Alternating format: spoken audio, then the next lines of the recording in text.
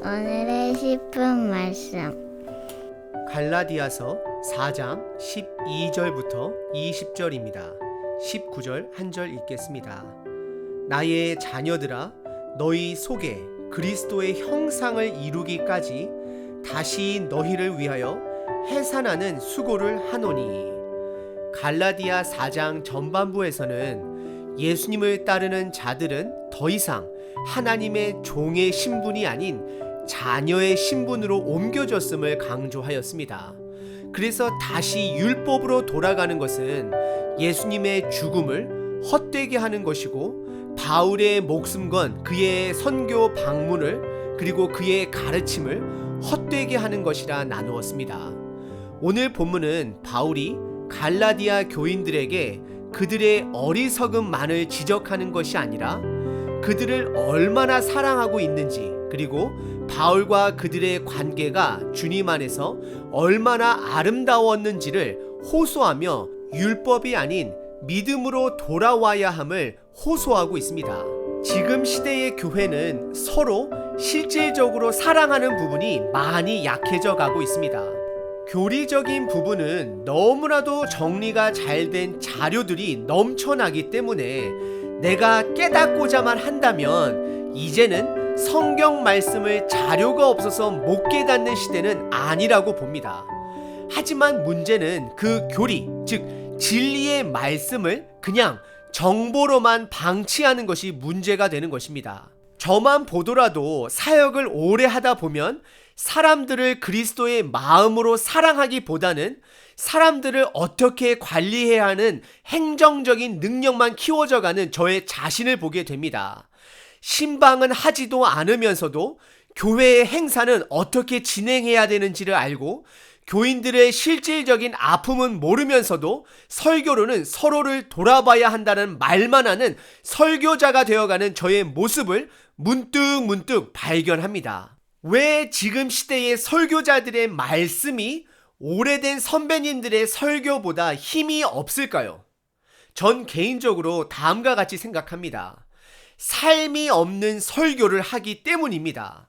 어찌 보면 설교 내용 자체는 지금 시대의 목사님들이 예전 목사님들보다 훨씬 더 좋습니다.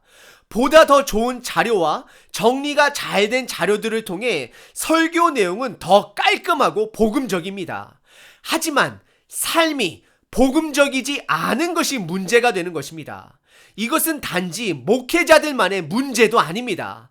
교회도 성도님들도 복음은 이해하면서도 복음을 살아내지 못하는 그 삶이 문제가 되는 것입니다. 그리고 때로는 교회가 완벽한 목회자들만을 찾으며 그런 사람들을 통해 성장하려고 합니다. 문제는 완벽한 목회자는 없습니다. 그러니 성장을 못하는 것입니다.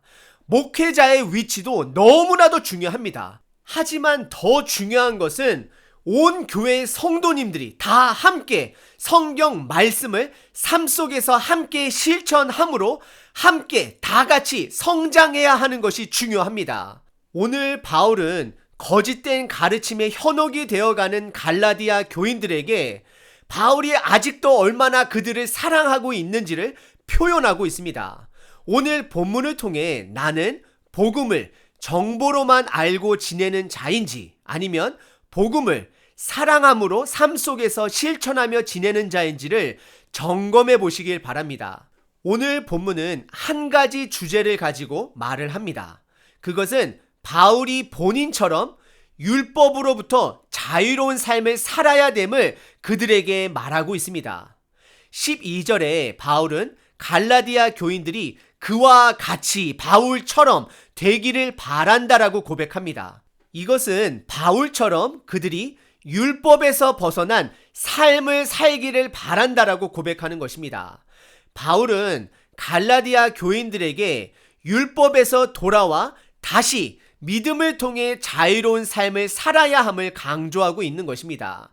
사도 바울은 본인의 잘남을 지금 강조하는 것이 아니라 본인이 실수하고 넘어지는 부분이 있다 할지라도 믿음으로 자유롭게 계속해서 성장하는 본인의 모습을 배워야 함을 강조하고 있는 것입니다.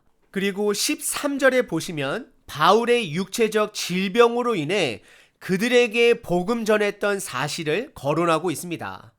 다른 바울 서신서에서는 특별히 사도행전에 보시게 되면 바울이 1차 전도여행 갈라디아 지역들을 방문했을 때에 육체적으로 질병을 가진 기록은 찾아볼 수 없습니다. 하지만 많은 학자들이 여러 가지로 질병들을 추측하기도 합니다. 13절에 보면 바울이 그의 질병으로 인해 갈라디아 지역 어딘가를 방문했던 것으로 보여집니다.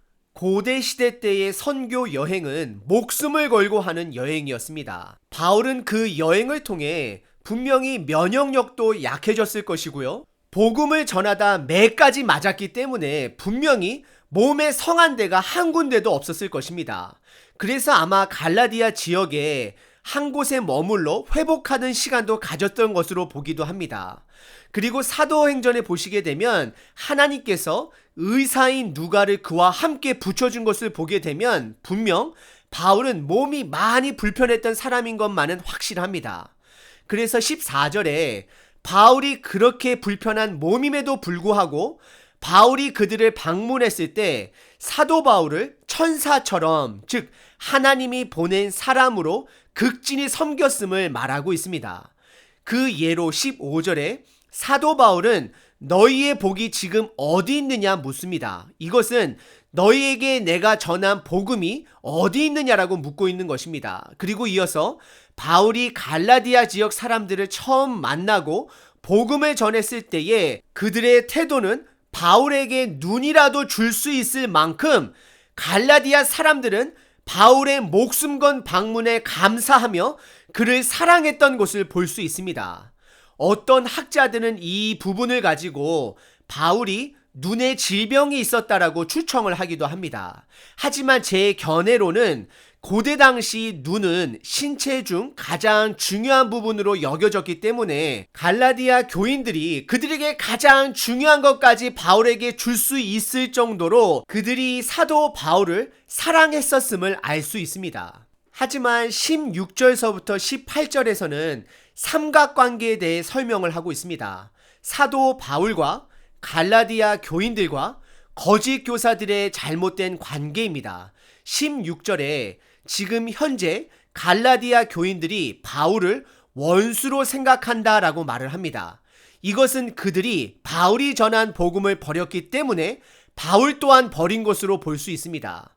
그리고 17절에서는 거짓 교사들이 갈라디아 교인들을 향한 열심은 진리를 말하기 위한 열심이 아닌 바울을 시기한 열심이었고 거짓된 복음에 대한 열심이었던 것이었습니다. 그리고 18절에서는 바울 본인의 열심은 사람을 기쁘게 하기 위한 열심이 아닌 하나님 아버지만을 기쁘게 하기 위한 열심이므로 누구든지 올바른 복음을 그들에게 전했더라면 본인은 그것을 질투하는 것이 아닌 오히려 기뻐했을 것임을 말하고 있습니다. 그리고 이어지는 19절과 20절에서는 바울이 갈라디아 교인들을 향한 사랑을 표현하고 있습니다. 19절에 그들이 지금 비록 율법으로 잘못된 복음의 길을 걷고 있지만 다시 그들을 엄마의 마음으로 품어 다시 그들을 해산하는 수고를 하겠다라고 다짐하는 바울의 마음을 볼 수 있습니다. 이것은 아직도 바울이 그들을 사랑하고 있음을 말하고 있습니다.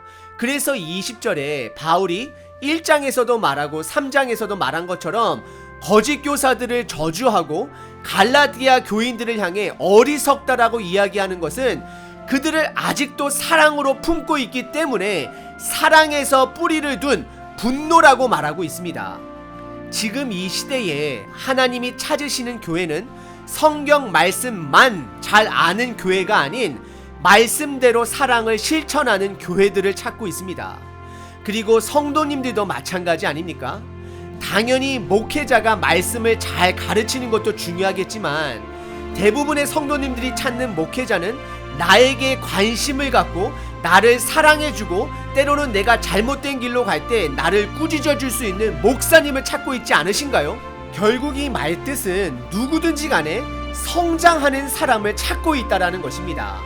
말씀을 순종하는 자는 성장하는 자라는 것입니다. 교회가 말씀을 순종하면 삶 속에서 연습하면 성장할 수밖에 없습니다. 그거는 우리의 능력으로 성장하는 것이 아니라 복음의 능력으로 성장하는 것입니다. 목회자만 성장하는 교회가 아닌, 성도님들만 성장하는 교회가 아닌, 교회가 다 함께 성장하는 교회가 되어야 합니다. 부모도 성장하고 자녀도 성장하고 교회가 성장할 때 그 지역이 성장할 수 있는 것입니다. 그러기 위해서는 바울처럼 올바른 복음을 이해해야 하고, 또한 그 복음의 가르침대로 삶 속에서 사랑을 실천하는 자가 되어야 하는 것입니다. 오늘 하루 올바른 복음 위에 뿌리를 두시고 삶으로, 사랑함으로 살아내시는 하루 되시길 바랍니다. 복음은 자유를 줍니다. 하지만 책임이 따릅니다.